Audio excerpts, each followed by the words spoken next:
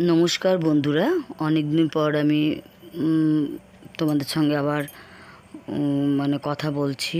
আমার শরীরটা খুব খারাপ হয়ে গেছিলো। তো কিছুদিন আগে আমি অযোধ্যা বেনারস ঘুরে এলাম, খুবই মজা করেছি। তারপরে এসে আমার একটা ভাইরাস হয়েছে, হারপিক্স নাম নাকি, পক্স জনিত হারপিক্স। খুবই ভুগলাম। তো এখন একটু ভালো আছি। তাই কাল 15ই আগস্ট থাকতে পারলাম না। স্বাধীন ভারত।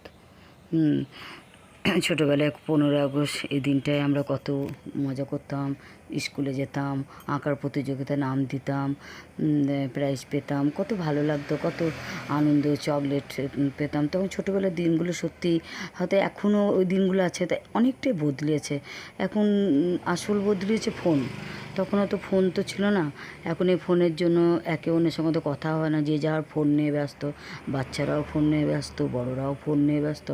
যার ফলে স্বাধীনতাটা না ফোনে ঢুকে গেছে। মানে বেশিরভাগ স্বাধীনতা ফোনের মধ্যেই ঢুকে গেছে। হয়তো আমরা ফোনকে করছি, ফোন সত্যিই এমন জিনিস দেখছি।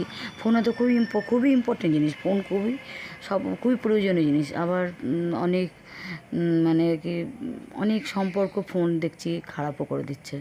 মানে আজকাল দেখছি, আমরা নিজেরাই দেখছি, টিভি আগে টিভি ব্যালেন্স ফুরিয়ে গেলে চিৎকার চেঁচামেচি করতাম। এখন টিভির ঘরেই ওয়াইফাই আছে। ওয়াইফাই মানে সবসময় তো নেট টিভিতে, কিন্তু নিজেরাই ফোন নিয়ে বসে থাকি, এই আর কি। তাই ফোনের মধ্যে আর কি স্বাধীনতাটা বেশিরভাগ মানুষদেরই চলে যাচ্ছে। আমাদেরও গৃহবধূদেরও তাই। গৃহবধূরাও রান্না টান্না করার পরে একটু ফোনে রিল দেখে ভালোই লাগে দেখতে, একটু অলসতাও আসে, যার ফলে কাজটা যেগুলো সংসারে ডিস্টার্ব হয়। যা এই আর কি, বলতে ভালো লাগলো তাই শেয়ার করলাম ফোন নিয়ে। ফোন যেন বলে না, বিজ্ঞান আশীর্বাদ না অভিশাপ, এই আর কি। মানে ফোন আশীর্বাদ, আবার অভিশাপও হয়ে যায় অনেক ব্যাপারে। এটাই।